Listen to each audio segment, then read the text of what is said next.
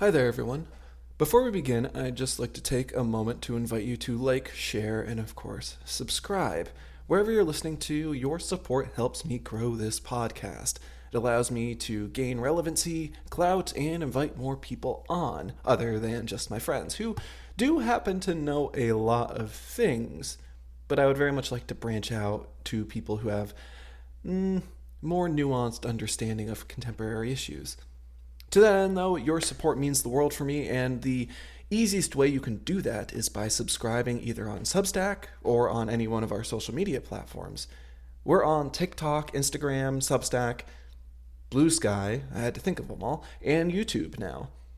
That's all for the shorts, with daily tacks and other little bits and pieces if you like a little visual recording. But for the long form podcast, the easiest way to support said podcast is to subscribe wherever you listen to. Just as well, be sure to check out The Great Fantasy Story if you need a little left brain action, a little bit of escapism. The world is a very cacophonous place, and I aim to try and make it a little more palatable. So, with that in mind, please do take a moment to share, rate, subscribe, anything that you think might help. Because, let me tell you, it does and keeps me going. With that out of the way, though, let's get right on into the show. This is PodTax.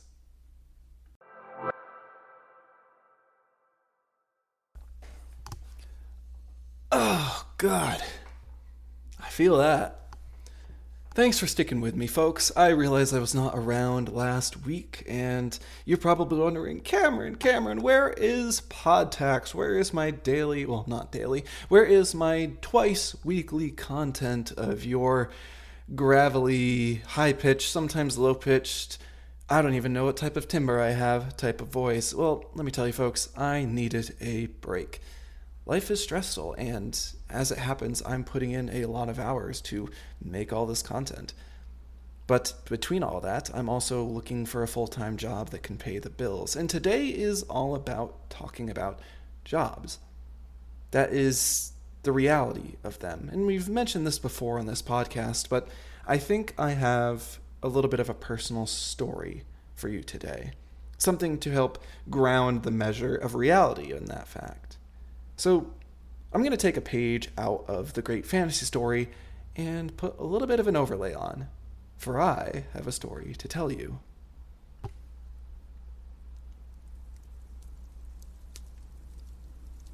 You know, it's funny. I love telling stories, and I think the best way to tell them, more often than not, is around the fire. It's why I chose to add the fire overlay to all of my TGFS recordings. Building TGFS has been extremely rewarding for me as a creative. I love to write, I love to flesh out my characters, and I love to immerse myself into fantastical worlds. Tradea was one I created for my friends playing Dungeons & Dragons. And it was something that meant a lot to me. I literally built the world. I used an online tool called Incarnate to build it out, to mold the maps, to create lore and a unique place for all of my friends.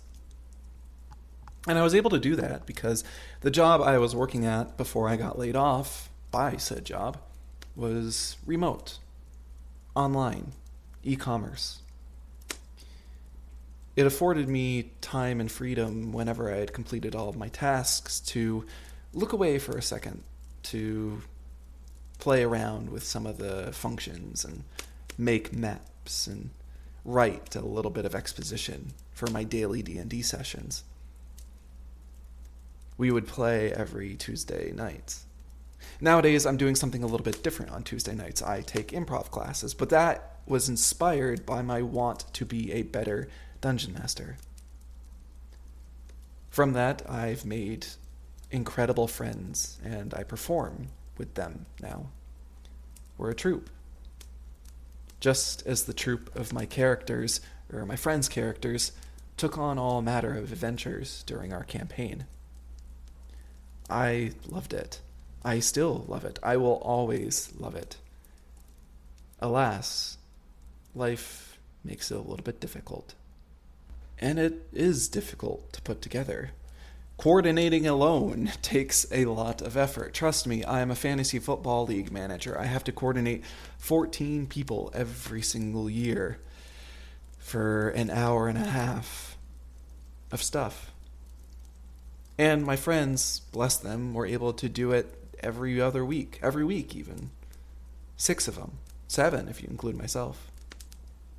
We had 6 months of it. Incredible adventures,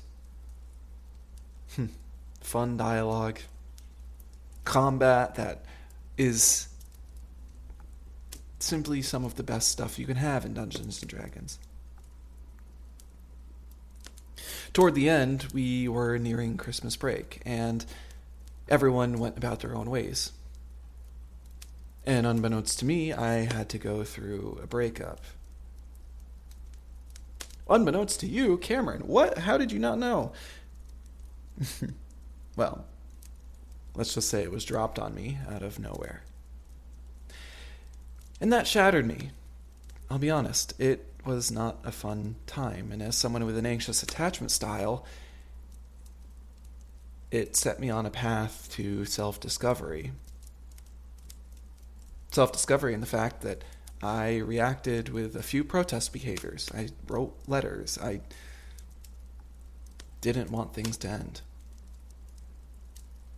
But through that pain, I went about healing. And removed from that, a few years on, I look back at the culmination of that adventure, because removed from that, once things kind of fall off the rails for D&D, it's hard to put it back together again, especially once people start getting new jobs, moving, so on and so forth, which happened with my group. And that's fine. That's okay. I will cherish these people forever and ever, and the memories that we shared even more so. And that doesn't mean we're done. The beauty of D&D is that you can pick up whenever you want to. But as time went on, that void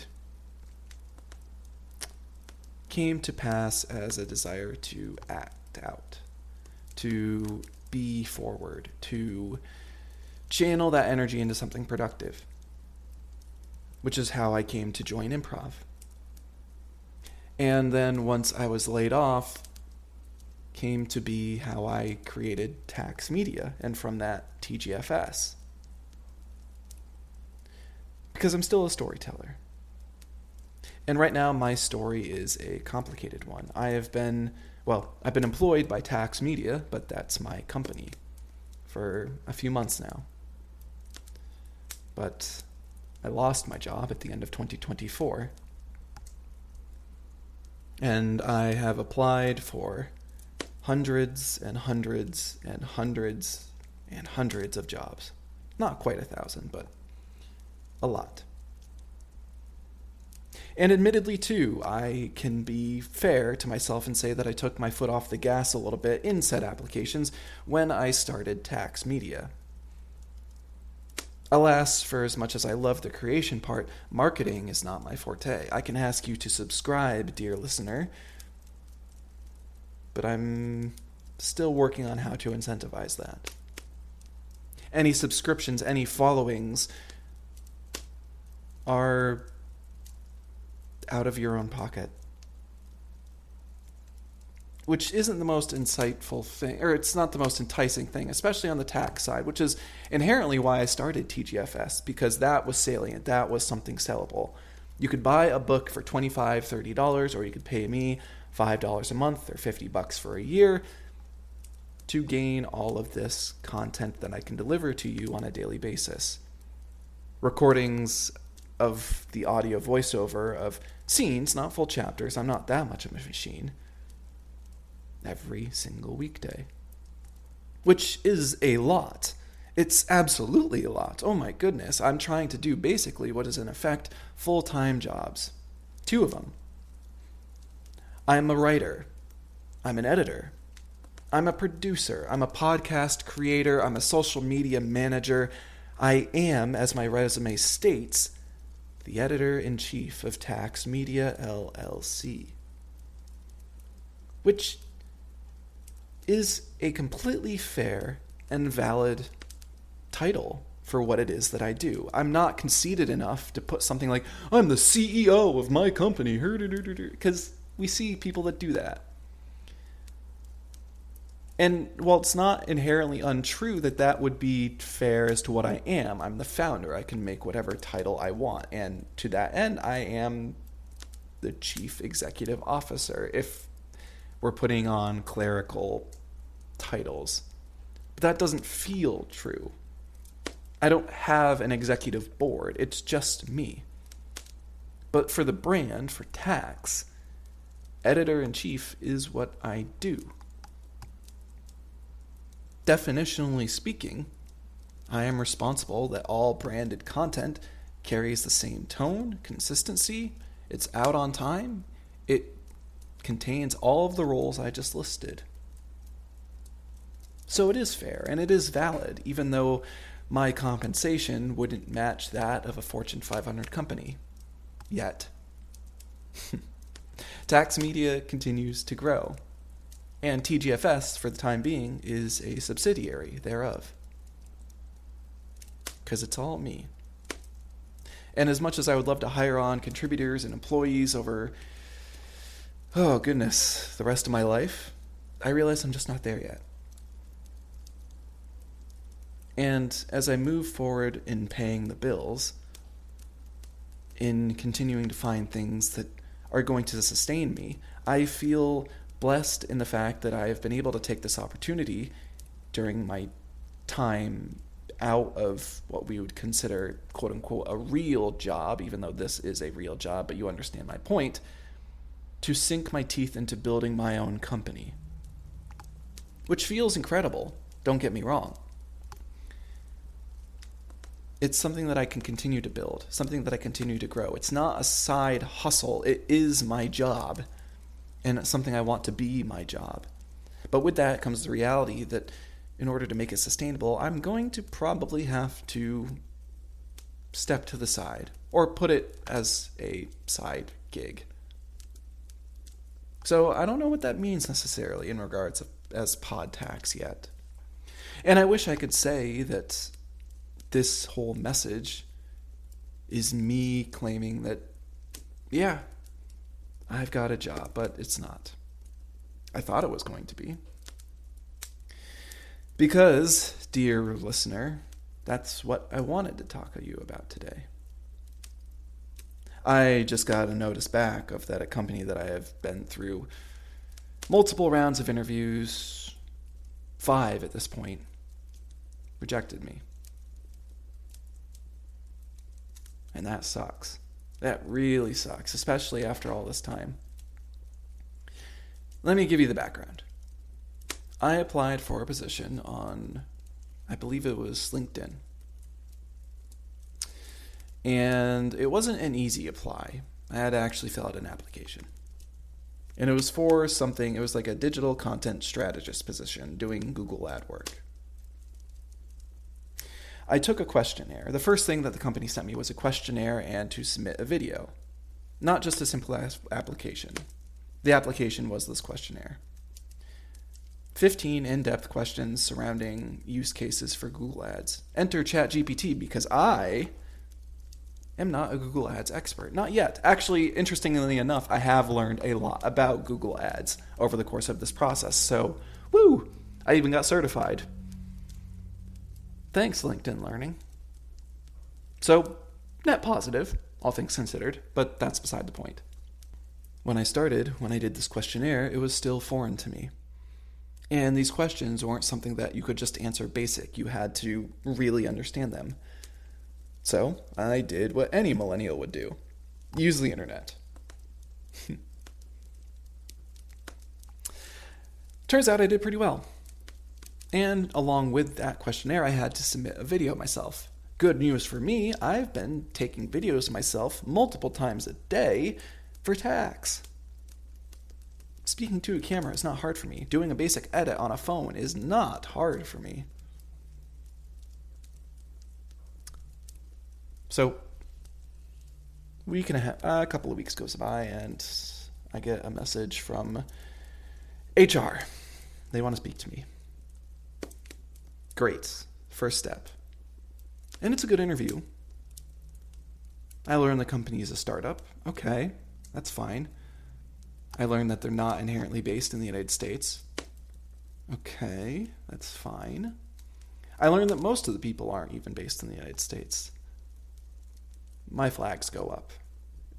Not because it's something that feels off. Well, something did feel off. It was just something I wasn't used to. I went from corporate America to startup that is technically founded in a different country.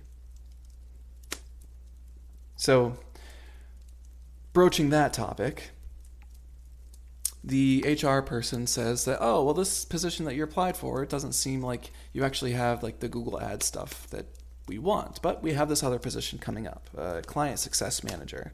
Cool. I can talk to people. I can be a liaison. Great. So that's one interview. I then meet with the COO of this startup. Great conversation. Feels good. Super chill vibes. Progress. Explains the role to me.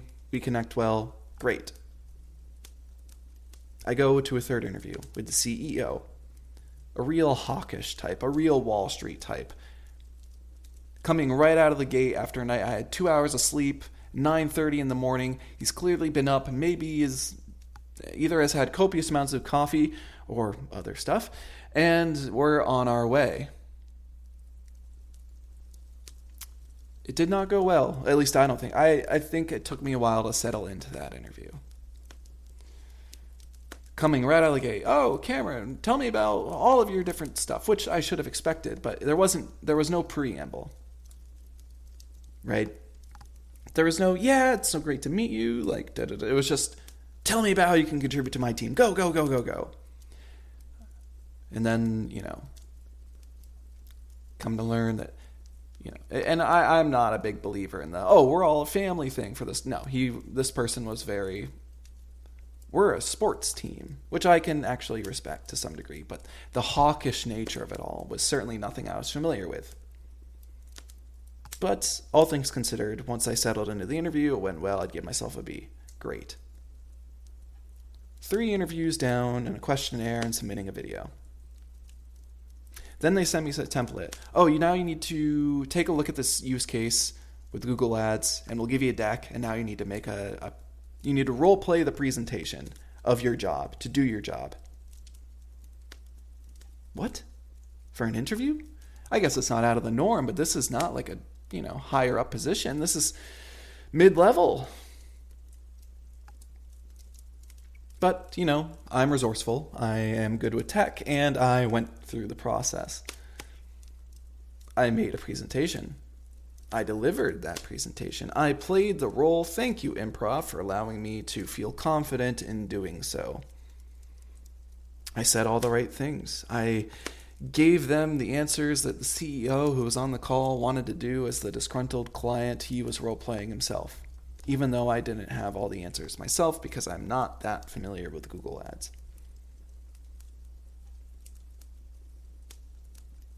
By this point, I've had effectively 5 different stops along the way. I've made a video, I've made a presentation, I've submitted a questionnaire, I've had 3 different interviews.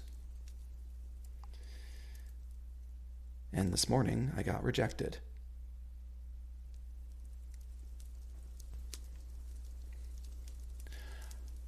Cameron, thank you for being so patient and taking the time to make the presentation. You did very well during the calls and role play in terms of personality. You would be a great fit with the team. Unfortunately, competition for this position was fierce, and we decided to onboard a different candidate who has over 10 plus years in Google Ads.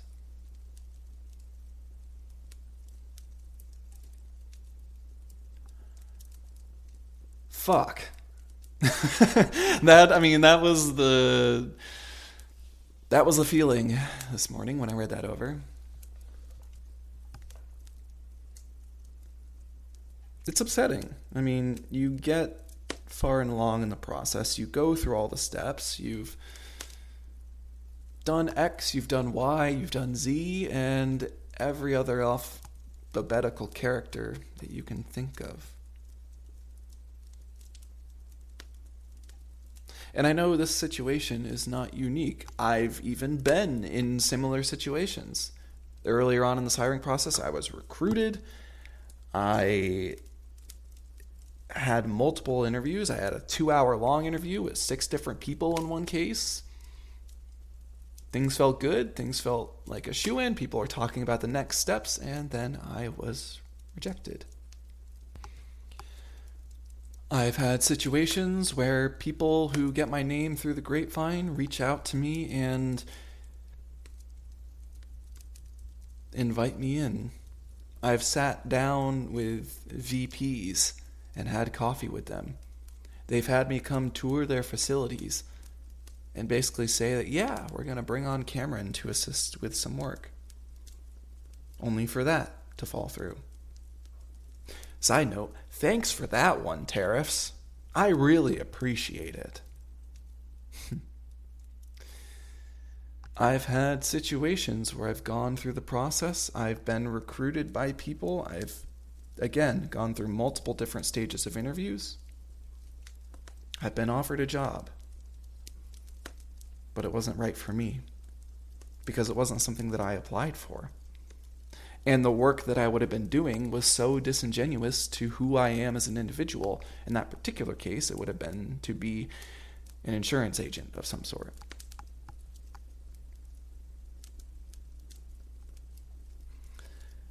I think about my other friends who have gone through similar things, and it's taken them months. I know people who got laid off at the same time I did, and they are just now finding new jobs. I've known people that have found jobs from the same class of layoffs that I was a part of, and then have gotten laid off again. All of that, folks, I hope illustrates a point from a personal story that the job market right now is fucked, for lack of better words. It is, I don't want to say unsustainable, because I'm not sure that's quite the right word, but it doesn't feel good. Being rejected doesn't feel good. Sending out literally 30 plus applications every single day and then hearing those rejections is awful. You know, I think the average is that, it takes people a minimum of 3 months to find a job these days. And admittedly, I'm on the search for something remote, so I'm already limiting my pool of factors. But I also need to make a certain wage to sustain the life that I've been living, as with my previous company, and that's fair. Right? I don't think we can begrudge anyone who wants to maintain something that they've built, that they feel comfortable in, that they feel safe in. That's fair. People say, you could go out and get, you could be a barista, or you could be like a bartender. Well, I would love to be a bartender, actually, but I'm not trained or qualified. It's just one of those things where my career as a 29-year-old has been relatively singular. I've been with a couple of different companies, and they've all kind of interconnected with one another. Tax media was my way of asserting my own agency in a time of uncertainty. And while that feels good, it also has shown me that I have a lot to learn about building a business, because my business is something that a lot of people aren't familiar with insofar as building an online presence and building a subscription service. So when you try and reconcile that with the reality of the fact that it takes people a good deal of time to build out their life, there's a stark contrast between, what is needed to actually do that and what the reality is of what people need to survive. And having gone through that process for months and months and months now, I can say with full-throated confidence that the job market is indeed fucked. And I think I would not be the only one to say that. I know people who have gone through very similar experiences that I have. Like I said, I've known people that have gotten hired since being laid off only to be laid off again. I know people who are going through the same timeline that I am, but they haven't built a business in that period like I have. I know people who have struggled and had to make hard choices that are coming up for me quicker than I probably care to admit. And yet, I'm calm. I'm happy with what I'm doing. I live a life that is pleasing to me.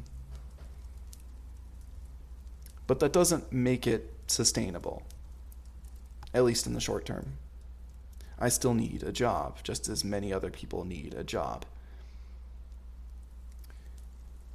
While online job sites have made jobs more salient, let's call them, accessible is a better word.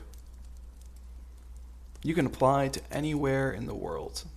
And that's a wonderful, truly wonderful thing. LinkedIn and Indeed changed the game for the better, I think. But by that very notion, it's the same idea as dating apps. Everyone has become disposable. And through it, people can be more selective. There's less room for growth insofar as what people are looking for. You don't need to just bring on someone that's local who wants a job, because the person who has all the skills that you're looking for is likely out there. Which is unfortunate, because people like myself, who are smart, on time, on task, on their game, and ready to show up and do the work to learn, like I did with Google Ads, who do exceptionally well in their interviews, even when they might not have all the answers. How do you square that circle? Because in my role play, I was certainly personable. I did the job well. And I can learn Google Ads. It's just a tool. I may not have 10 years of experience, but I can hit the ground running and be up to speed with the rest of everybody in a short amount of time. And that story, my story, is not unique to the rest of everyone in the world, right? This struggle is ubiquitous. The job market as we know it is, well, ubiquitous. And it is just like a dating app, where everyone is beginning to think, oh, I could find somebody better. And that sucks, because it's leading to a generation and a workforce that feels disposable. With my old job, before the pandemic and before some certain business decisions were made, it was likely if I wanted to, I could have stayed in it through my entire life. You know, our parents, the previous generation, could do that a lot more easily. They could find a job and be set. They could be safe where they were. And no one could begrudge them that. I certainly don't. I don't think anyone can. That security allows us to fulfill our hierarchy of needs, which allows us to spread our wings as individuals. But with the digital age, comes the availability for us to not only find jobs anywhere, it also makes the employers able to find candidates anywhere. And so the pool of people that you are competing with rises. And so does the number of jobs you have to apply to increase respectively.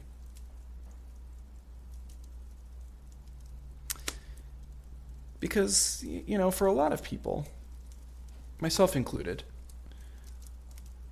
there's a feeling where it's like, just get me a foot in the door. Let me show them what I can do. Let me challenge your assumptions about who I am and show you that me being an editor-in-chief is not unfounded, and while I may not have an experience with Fortune 500 company being one, I am one. I know this process. I know how to create. I'm a smart guy. I'm a personable guy. Alas, it's hard to convince somebody of that when you don't get the time of day, because they can just scroll on through their candidates, much like people can on a dating app, and be, oh, well, this person, I like what they wrote in their profile just a little bit better. And work, unlike relationships, is not polyamorous. So it just makes it that much more difficult. I hope this has illustrated a point that work as we know it these days is defined by different rules than it ever has before. That finding a job is actually harder than just creating your own at this point. It certainly has been easier to make this to make this podcast, to produce it, than it has been to get a meeting with some people. But that doesn't mean we should give up.